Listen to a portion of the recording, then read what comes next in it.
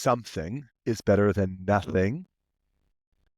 Okay. And how many people, when they're playing doubles, are standing still doing nothing? And if you literally remember this, it sounds kind of stupid to say this, but do something. I don't care what your brain comes up with. Do something. Move somewhere, because the art of moving around then gets in the head of your opponents, and it's more likely for them to miss and force an error, because they're like, wait, I see this person moving over here. Maybe I should. And then now, because they're second guessing themselves and they're in their head, they now miss the shot or hit a bad shot that's easier to put away.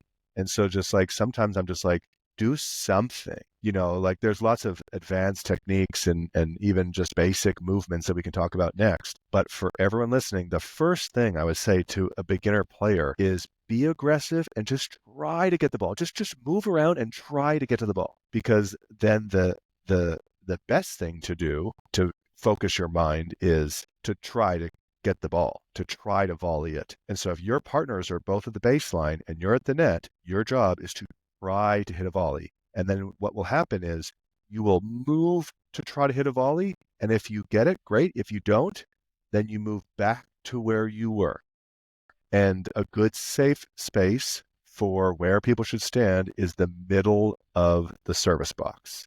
If you stand in the middle of the service box, you can cover the line, you can get to the middle balls, you can go closer to the net, and you can then get overheads. A really just simple way to think about it, where to stand is in the middle of the box, and then your goal is throughout the point to try to get a volley. If I want to take it one step further, it would be to move with the ball as you then also try to get it. And so what I mean by that is if you are standing at the net and your hits a serve or a ground stroke wide cross court, you should actually start moving, like in singles, moving with the ball off to the sideline, because now that a person has either the option to hit down the line or an angle. And so you're going to follow the ball and do that movement, and then either try to get the volley down the line or try to move to the volley in the middle. If they then somehow get it past you, back to your partner